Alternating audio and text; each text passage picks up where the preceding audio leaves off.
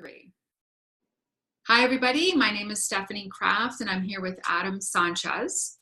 And our channel is called Enlightened Connections. And in this episode, I am asking Adam all about what he does. So, Adam, can you please tell everybody the kind of work that you do? Sure. Yeah, and thank you for giving me this opportunity to share about this stuff because I'm really passionate about it. I'm passionate about healing and unifying all the pieces of the soul to its highest expression. And so, a few of the ways that I found are really effective. I'm very physically focused, so I find that physicality, yoga, for example, I find to be very effective in terms of bringing the spirit into the body, helping to transform the spirit from the inside out. And then also on a little bit more of a physical focus is personal training. And I love that because it's really physically focused, the anatomy, the physiology, understanding the mechanics of how the body works. And to me, that's a beautiful thing because I see it as the way the soul expresses itself through the body, and so when we can understand those mechanisms, I feel like we are more in touch with the soul on a deeper level, even if just through the physical, right? Some people think that the soul or the spirit is separate from the physical. I don't subscribe to that belief. I think that they're intimately connected and related. And so, another avenue I take with that, which is again very physical, is with vegan alkaline cuisine. So I'm a fan of veganism for the compassion, especially also the health, benefits of, minimizing animal protein to maximize fluidity in the body. I'm not strict or rigid about it because I know, it's taken me 12 years to become committed to my veganism in the sense that I know that I want to do that and I want to stick with it, whatever challenges it may present. And so I don't have any judgments against people who aren't vegan or who maybe aren't perfect about it or anything like that. And this is where I think the alkaline diet or the alkaline nutritional component comes in. It can be very helpful because the way alkalinity works is it just talks about the balance of the acids and bases in the body. And basically you want to have an overall alkaline balance in your body, which means mostly fruits and veggies, right? It comes down to minerals. Fruits and veggies have the highest mineral content, and that helps to buffer out the acids in the body. And so the more fruits and veggies we have in our body, the healthier our bodies are going to be because of that high content of minerals, helping to support the balance of the system. So when it comes to alkalinity, you can still be, a carnivore, but it's about the portions, smaller portions of the meat and bigger portions of vegetables and fruit, which is kind of a no-brainer. Our grandmothers have been telling us this for, centuries. Eat your fruits and veggies. It's not really a stretch for most people, but understanding what those parameters are can make a huge difference in terms of being able to navigate them effectively. So that's a bit about some of the work that I do. I've been doing that stuff for many years now, the yoga for about 8, as well as the personal training, the vegan alkaline cuisine for about 5 or so, give or take. It's not exactly hard-lined in terms of when these things began. And more recently, I've been getting into astrology. So I'm now officially a professional astrologer as of within this past year. I've been studying astrology for over 7 years. I'm just absolutely passionate about it. It's a little bit less physical, right? I mean, it is physical in the sense that astrology is a physical geometric representation of the planets and their energies. But it's also much more subtle and it's archetypical in terms of understanding these energies and the symbols behind them and how they can influence us or how we influence them, how we relate, how it all connects. And interestingly enough, essential oils do connect with these planetary energies. Everything is energy and vibration. So the planets, the plants on this planet, everything has a vibration and a frequency. So there are, for example, Leo is the sun, the solar energy, the fire, right? Essential oil speaking, it would relate to garlic and ginger and things of that nature, right? That heat. And so there are ways that we can connect those external energies with internal energies through essential oils. So I'm getting excited and ready to gear up and talk more about, teach more about those connections and how we can use both essential oil and astrology to heal and claim those higher potentials. That is so amazing. I don't think I've ever heard of anybody else doing essential oil astrology. Have you? Oh, sure. Yeah, no, I'm not the inventor of this one. I do with all of my Uranus energy. Uranus is like the crazy inventor. I definitely, have that, but that's not here. I've just been kind of following it's a forward-thinking part of the field. There are others. There are plenty of other astrologers who are talking about this stuff, but I don't think it's in the zeitgeist yet. The zeitgeist yet. And so I'm excited to be, leading the conversation in that way. And yeah, it's pretty wild actually when you start to make those connections and understand how it all works. Amazing. I love it. And I do know personally that you are an excellent astrologer. You're able to very completely off the top of your head um, talk about astrology in a very highly accurate and informed way where you apply it to real world life experiences and what's happening. It's incredible. You're amazing at that. So I'm really glad that that's part of your work and that it's going to be expanding because I know how good you are at that. Now, I have so many questions and I want to talk about so many things that you do. Would you want to talk more about the vegan cuisine, the pizza business, anything about that? Sure. So for anyone who may not know who's watching the video, I have on my Facebook, and I also have a Facebook page. It's Plant Pizza. So it's a vegan, gluten-free pizza. And for those who may not be into that subject, don't let those terms fool you. It's actually very tasty as far as, cuisine in general goes, but I would say especially as far as vegan and gluten-free cuisine goes. One of the reasons why it took me so long to stick with veganism was because I'm very much a foodie, and I really do love and believe in health and eating for nutrition, but I also need to enjoy and appreciate my food. It's very important for me to stay connected to the physical, to enjoy and find pleasure in food. So I'm not one of those vegans who will just get by on salads. And not to say there's anything wrong with salads. I can make a really good salad too, but there's something to have a hearty, fulfilling, satiating meal. And these pizzas are definitely that. I'm actually planning on offering some products, and ultimately my goal is to get these products, pizzas, frozen pizzas. I have also a mozzarella stick line that I'm developing, vegan mozzarella sticks, and some desserts as well that I will be working to get out into the grocery stores as soon as possible. Hopefully if everything goes according to plan within the next 6 months to a year. But we'll see. We're going to keep the fingers crossed on that one. Yeah. So if anybody who's watching is, from Whole Foods, whatever, why don't you contact Adam and you can get a really big order. So tell everybody where you're located, because do you offer your pizzas locally ever? I do, yes. And I also am offering mail order pizzas. There's going to be obviously some costs for shipping and packaging and all of that stuff, because shipping food is a little bit of an involved process, but it is available, nationally and internationally for mail orders and things like that. I'm located in Miami Beach, Florida, and I do offer services locally, catering services mostly. So for larger orders, things like this. So I think it'll be a good idea for us to post the link where in the description box so people can find you. Now, I think you might have mentioned in the beginning that you're a health leader. Tell us. I think we had talked about that in our first video. And yeah, so where does that come from? Well, in terms of like the essential oil astrology, that's one way, but just in terms of making new connections or finding the connections that work.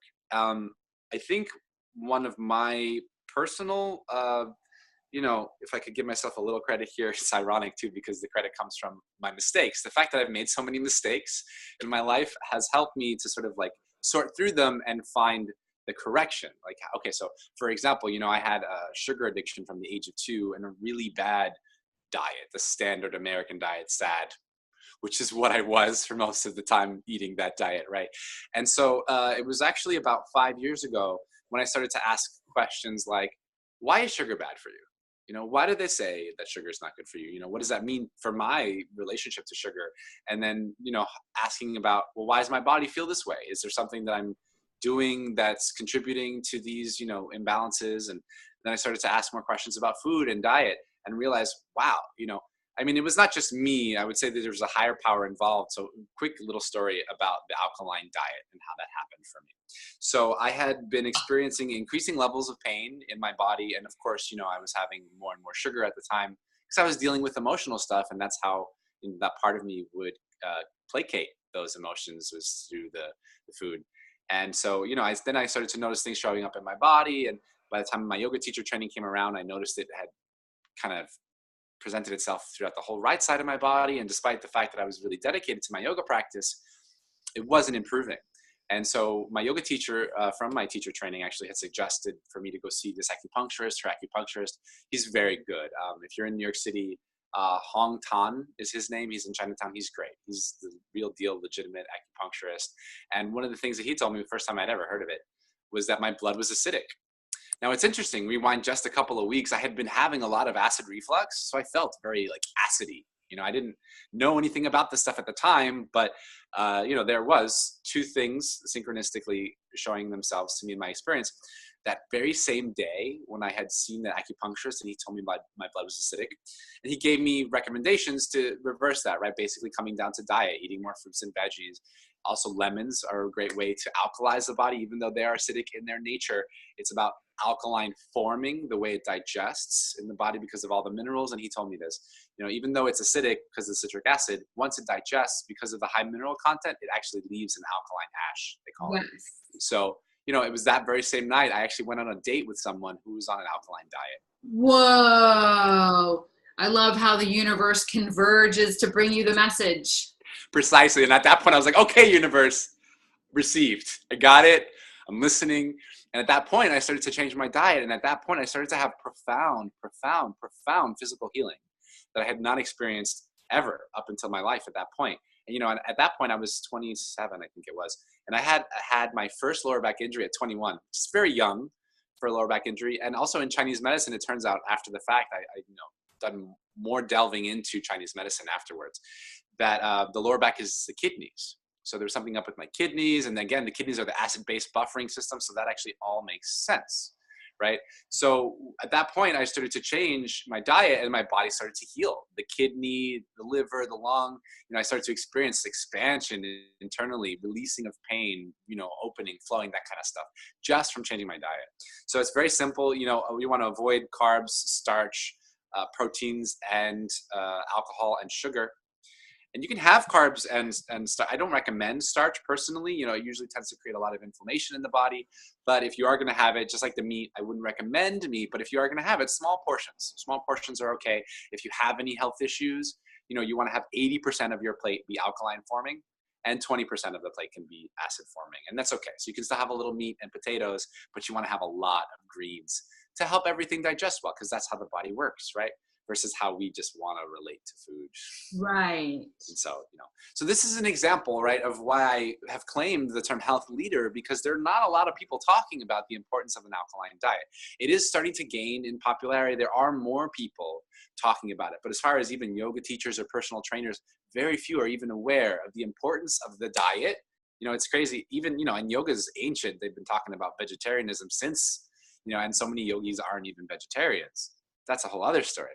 But and I'm not saying you have to be a vegetarian, but there is something to it. There is something to nutrition and how that affects the body, just on a very simple level. I was having a lot of tightness and pain in my shoulder when I did my teacher training, and no matter what I was doing, it wasn't helping until I addressed the nutrition, which then affected the hydration in my body. Because hydration isn't just about water. Hydration is about the whole profile of all the body's micronutrients and everything, right? Vitamins, minerals, enzymes, everything. And so your muscles are actually 90% water.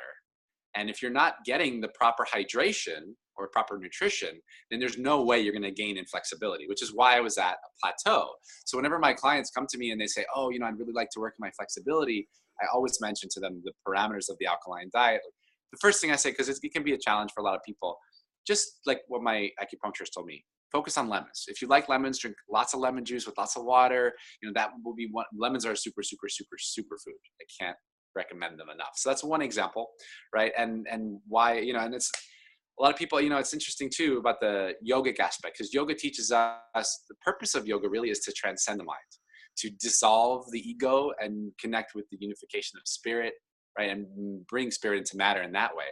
And I find that a lot of people actually have a food identity, that they are very much invested in the sense of a history of their own diet and the foods that they grew up with and have emotional attachments to.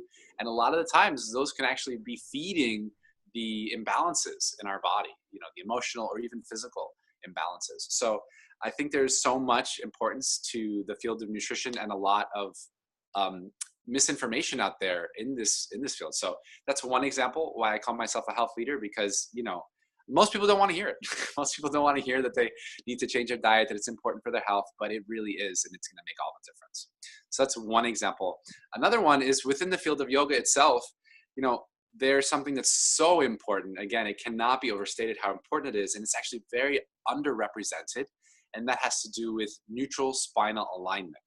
So I know, Stephanie, you have a degree in exercise physiology, right? So you have some background in this as well. Not per se exercise physiology, but yeah, health fitness management. But part of my master's of science is, studying exercise physiology. So you and I have so much in common. I'm just listening to you, and I've done yoga teacher training. I've studied the nutrition, exercise physiology, personal training, all this stuff. Astrology, astrology, no. I'm just like a preschooler in that, but essential oils, and I'm just listening, and I'm like, wow. And the way that we combine them are completely different. I mean, our work is so different, but I'm sitting here thinking, yeah, I know about some of this stuff too. So it's really interesting to listen to you talk. Yeah, it's pretty cool, the parallels, but also like the different, it's like a prism, right? They're parallels, but they're prismatic in a different way. Totally, yeah. So, the importance of that physiological understanding of neutral spinal alignment, it's basically the healthiest expression of the spine and the vertebral column. The spine is supposed to have a natural S shape, and there's supposed to be basically a plumb line moving through that allows for the whole system to integrate and balance on itself. And there's a lot of yoga out there, actually. Most of yoga, I think it's a fair assessment to say only about 30% of yoga that's instructed, in my experience in the United States, does not have, only about 30% of this, 30% of yoga has this awareness, while the rest, 70%, overwhelmingly does not know about neutral spinal alignment. And it's incredible, and don't even get me started on personal trainers. And this is how if you want to work with me or any personal trainer, obviously I'm biased, but this is how you'll know your personal trainer is worth their salt. You ask them if they know about neutral spinal alignment, and if they do, you can work with them. But if they don't know what they're doing, quite honestly, because they don't understand the body and its mechanics. And so there are certain parameters once you understand how neutral spinal alignment works. For example, part of that alignment is the alignment of the joints, right? So one great example is the knee should never bend past the toes, because it's not designed for that movement. Once the knee starts to bend past the toes, it can easily lead to injury. It's ideally most stable over the heel. So if you're in a lunging position or a warrior, for example, you want to make sure your knee stays behind the toes and ideally over the heel for maximum stability, right? And it's these kinds of things that will help you not only keep your body safe, but it's also going to help you gain the maximum strength and reach your full potential, right? And so a lot of people, again, just don't have this simple awareness. But, I'll give you a quick story. When I first started teaching yoga, and then I went out to Colorado after I finished my teacher training, I had one of my first clients, private client. She came to see me, and she'd been practicing yoga for 20 years. And yoga in Colorado is big. Colorado at the time, I don't know if it still is, was the fittest state in the country. A lot of weekend warriors and road warriors there and all that stuff. So, she was one of those people, and she came to the session, and she had, her wrist was in a brace, her hip had some issues, her knee was busted, and she had been practicing yoga pretty much off and on for these 20 years. Yet she had never had once, someone explain to her, where to put her wrists so that it wouldn't hurt her, what to do with her spinal alignment so that she would be safe and effective. And in fact, she had been practicing 20 years and never discovered how to stretch her hip flexor, because no one had ever known, that cue to get the pelvis in neutral alignment to allow for that stretch to happen. So Wow. This is an I know I was blown away by it too. And this is one of the things I'm most passionate about, because it was actually around this time with my yoga teacher training, when I became aware of the neutral spinal alignment, that I started to heal. The diet and the alignment came in together in perfect harmony. And, I started to be able to heal my lower back injury with the stretches, the awareness of the alignment, and then the nutritional support to allow my body to integrate that work. So these two components are huge and radical in terms of their implications for healing and transformation, and they're so underrepresented in the field. So that's why I claim the term health leader, so people can, just pay attention a little bit to the message itself. It's not about me. I don't care about my ego. It's nothing like that. It's about what the message delivers and the results that it can promise. And then, the healing that it will bring. That's the thing I'm passionate about. I've had so much physical challenge and healing to do in my life. To be able to help others along that path, for me, is the highest purpose. So that's where that comes from. I love it. I really agree with you that, since not a lot of people are talking about neutral spinal alignment and the alkaline and alkalizing foods, that you're bringing something to people that is really needed and not that prevalent. So it's great. Okay. I appreciate that, Stephanie. Yeah, it's true. So what are sessions like with you? You can go through all the different kinds of sessions you offer. And Okay. if you could share also outcomes, benefits that your clients have experienced from those Sure. sessions. Yeah, absolutely. So let's start with the yoga, and the personal training is very similar. It honestly depends on each individual client and their needs and their interests too, because I have a lot of interests and I know a lot of different modalities that can be very effective. The astrology is very effective, I think, on a psychological, spiritual level to, just change the context mentally and spiritually to allow for healing energies to come into your life based on how you're relating to life, right? Yourself, others, etc. So it depends. Some of my clients may have a broad interest as well. Some of them may just be interested in one thing. So for the purposes of your question, I'll just answer it as if we're talking about people who are interested in one thing at a time. Yes. So for people who are interested in yoga, the first thing that I'll talk about with them is, what is their intention? What is their intention for their yoga practice? What are they looking to accomplish in their life through their yoga practice? And most of the time, people are looking to, become healthier, reduce pain, sleep better. Sometimes people are looking for a spiritual center. Those are, I say, the most common kinds of inquiries around that. And so, from there, then we'll develop a yoga practice that I think suits their goals and intentions. For most people, there is a pretty predictable pattern around the physical body. And I would say maybe even, the other bodies, the mental, emotional, spiritual body as well. But for the sake of this, I'm going to focus on the physical. Most people have really tight hip flexors and lower back, tight shoulders and, weakness there. A lot of people have tight shoulders, especially, if they're sedentary, sitting down a lot. So we'll tend to focus, and this is kind of spilling over into the personal training aspect as well. With personal training, people tend to want to just be fit and well and feel good, and sometimes they want to look good and things like that, which I think is great too.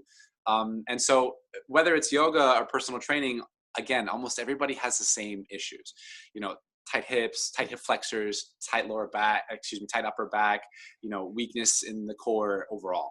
So for most of my clients, what I will tend to focus on is core strengthening. It's so vital. And one of those things about neutral spinal alignment that I mentioned before, it's a fun little fact. And this is why it's so cool to, I think, try multiple sources or engage in multiple pathways at the same time, because my yoga teacher training taught me a lot.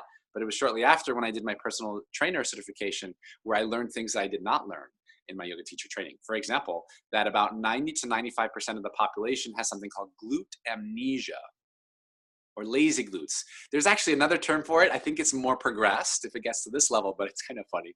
It's called dead butt syndrome. I'm telling you, you told me about this once and I said, what is that? And you told me and I was shocked that people have this problem. Sure.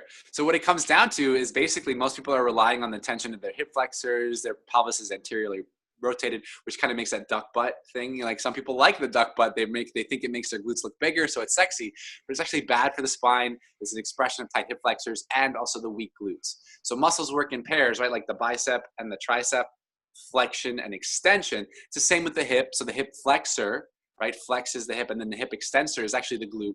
And so because most people's hip flexors are so tight, the glutes are not, right? That's the imbalance. And so what we want to do is open up the hip flexor and tighten the glute. to bring balance to the system overall, right? And so that's what I tell people, especially my clients. A lot of people hear yoga and they think stretching. It's not just stretching. It's a balance of strength and flexibility. You need both, otherwise the system will not be in balance. Yes. So with most of my clients, they'll come in, they'll tell me their intentions.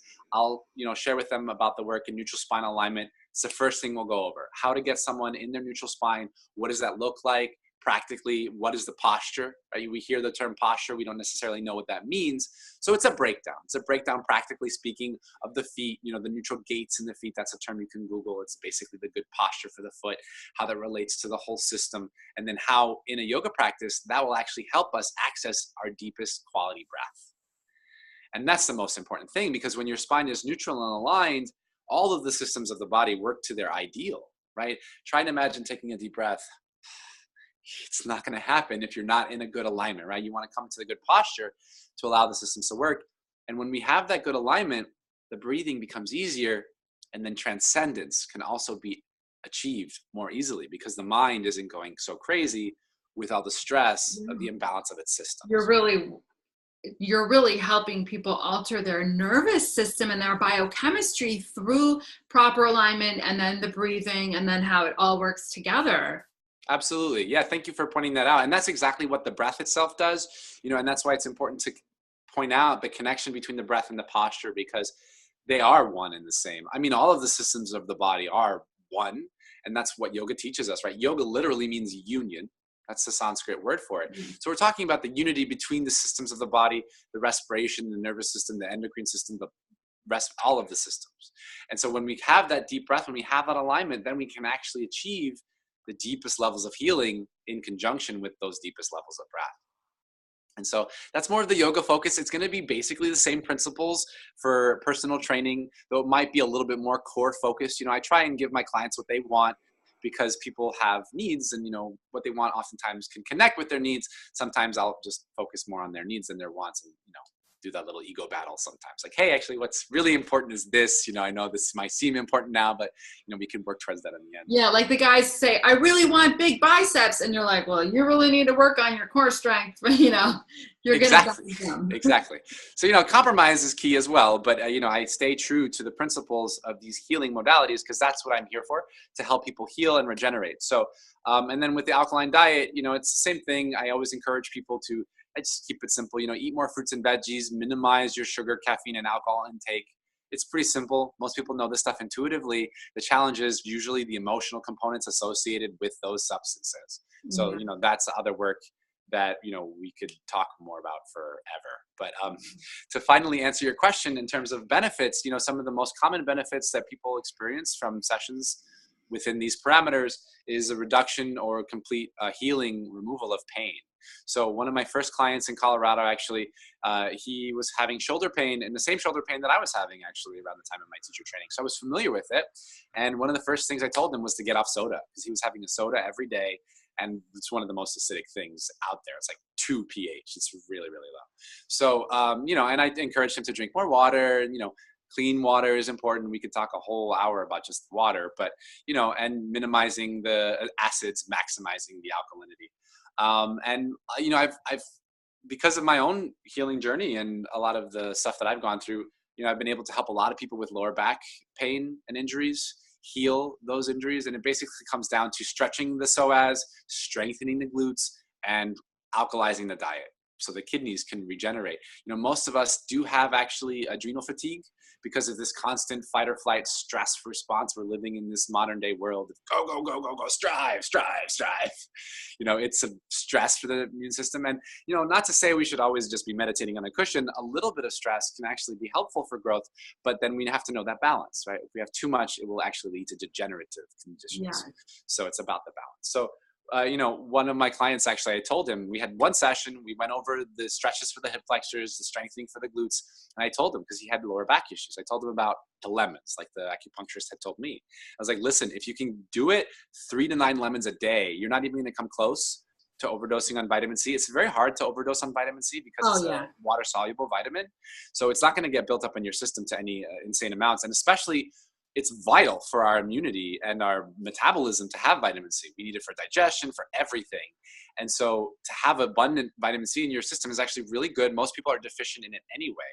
So you're not even going to come close to overdosing, even if you reach 9 lemons a day. How do you get the lemons in? Do you suggest juicing them and adding them to water? Fresh.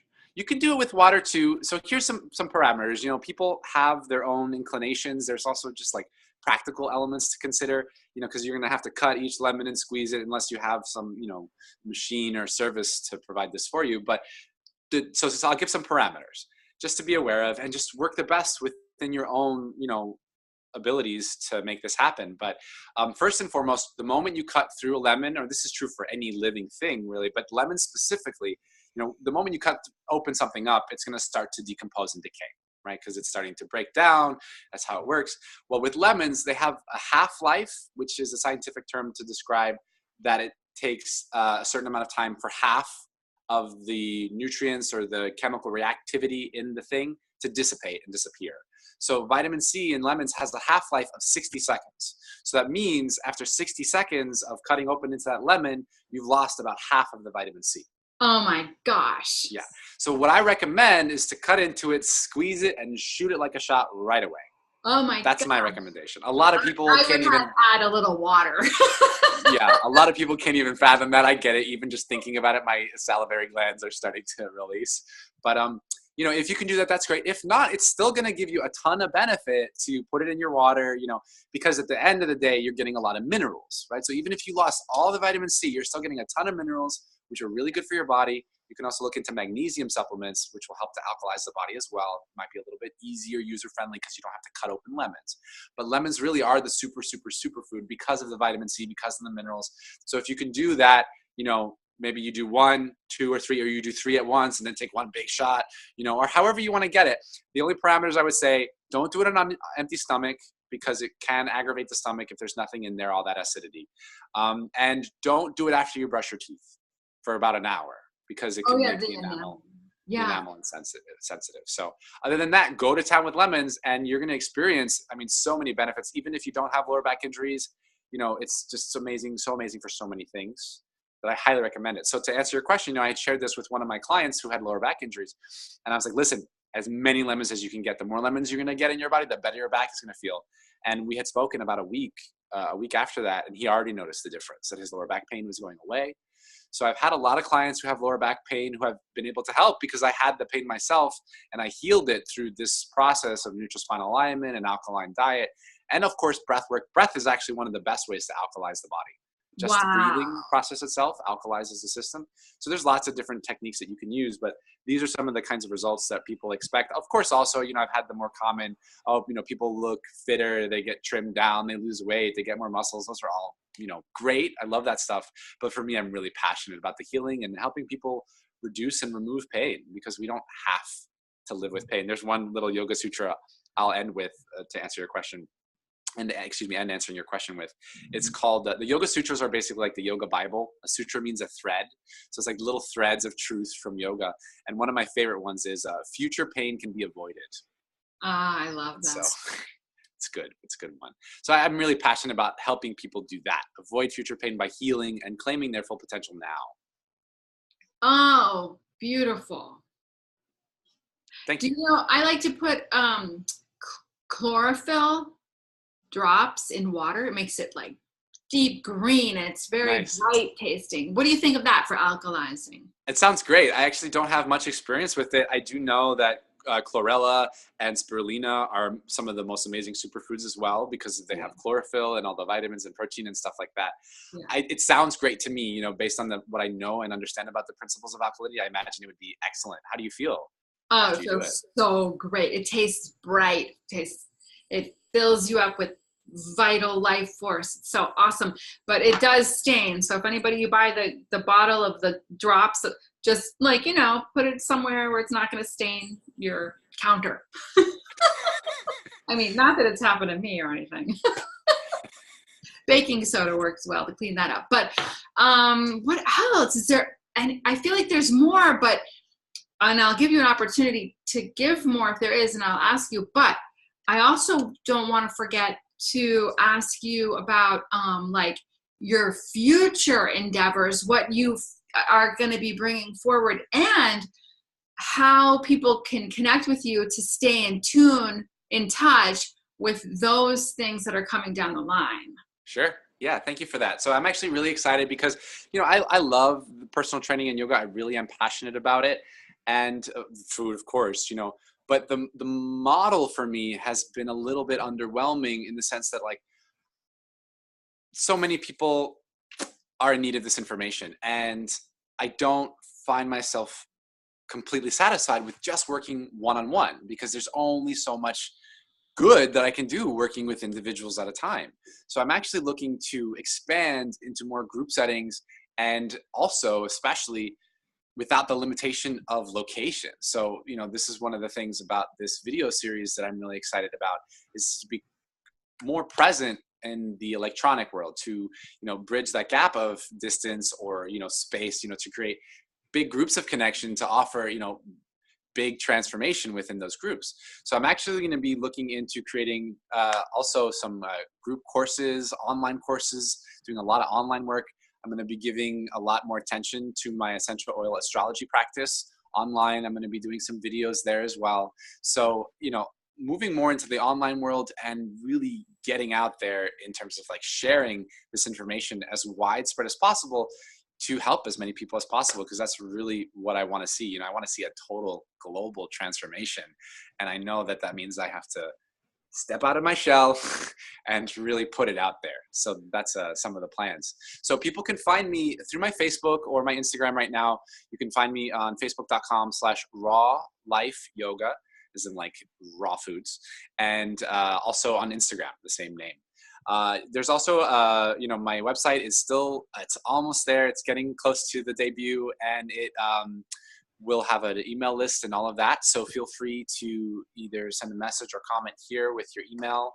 Or you can also email me at info@rawlifeyoga.com, and, let me know your name, your interest, if you want to be put on the mailing list, and, be updated about upcoming courses.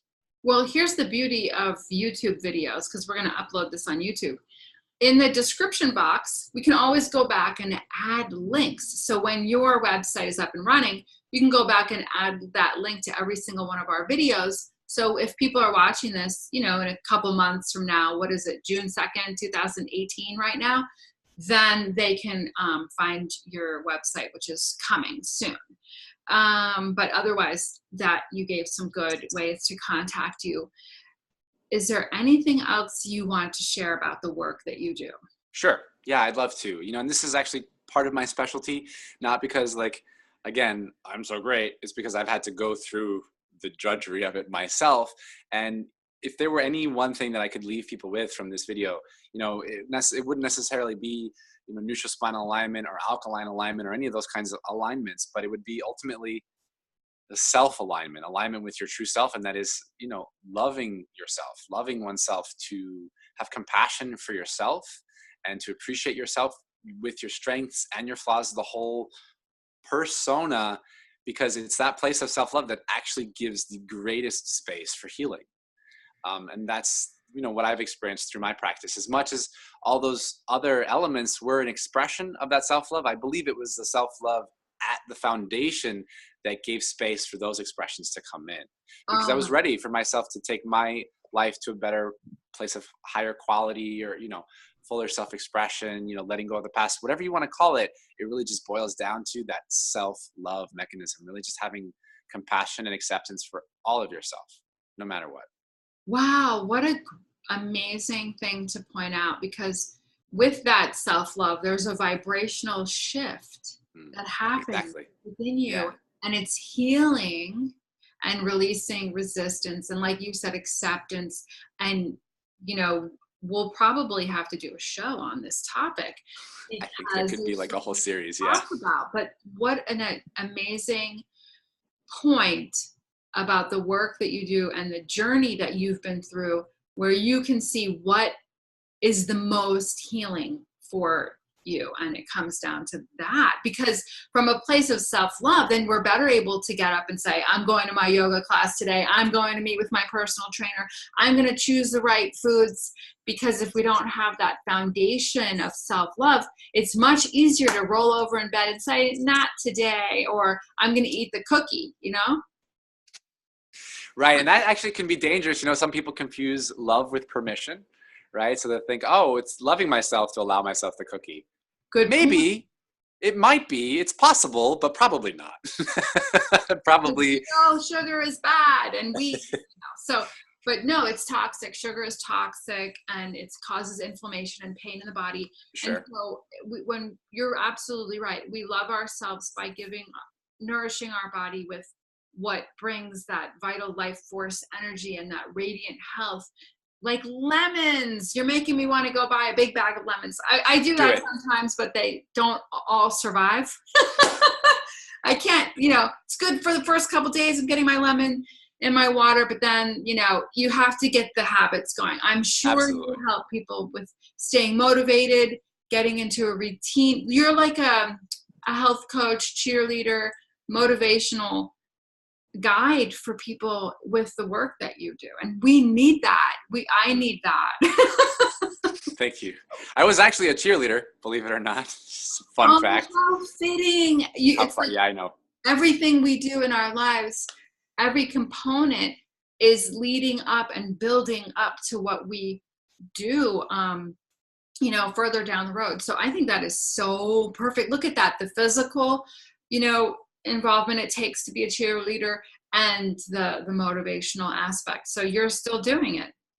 It's true. Yeah, it was actually a very fun time, and it got me in touch with that. It's like, wow, there's just a part of me that wants to support and help people. And so that's why I wanted to leave it on that note about the self-love. And really, again, to move away from the term love, because it can be so overused to the point of being confused.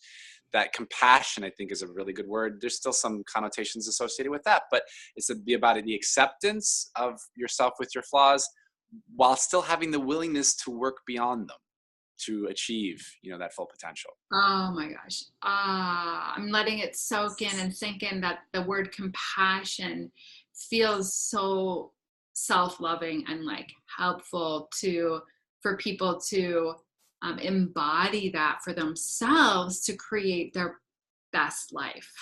Mm-hmm. Yeah. And then when we have compassion for ourselves, we can also more easily have compassion for others, because we are all connected. So it's a great practice for sure. Not easy, no, but worth it for sure. Yeah.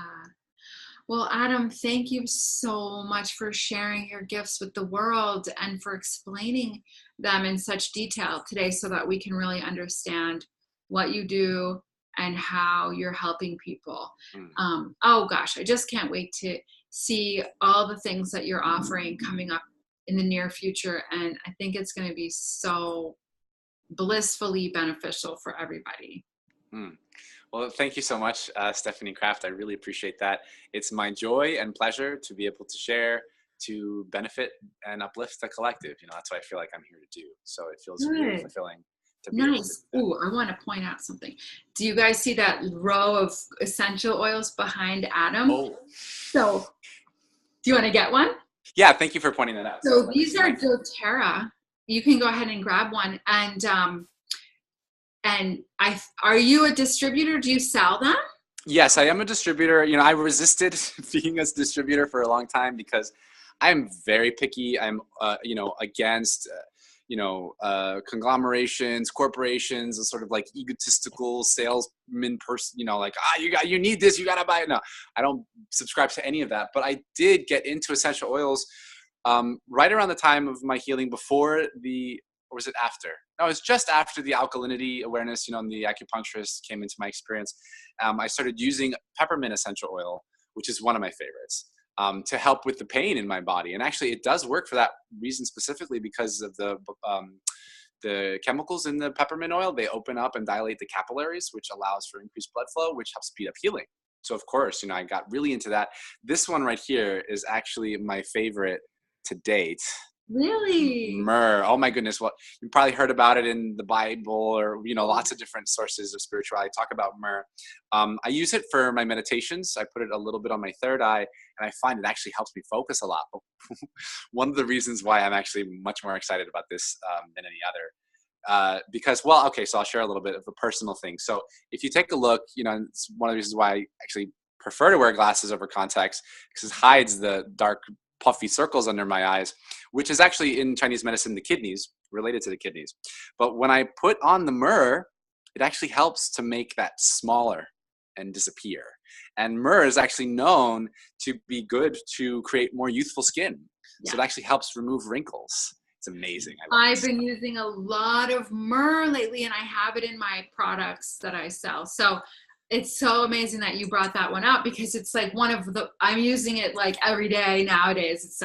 It's such a good one. It's my new favorite. I mean, peppermint is probably my old classic favorite, but this myrrh, and I really do find actually that my meditations and the guidance and the downloads that I'm able to receive become more, just like higher vibrational, like the channel opens up more with this essential oil, which, makes sense because they've been talking about it since ancient times. So maybe there's something to it. I know. It's so precious and sacred.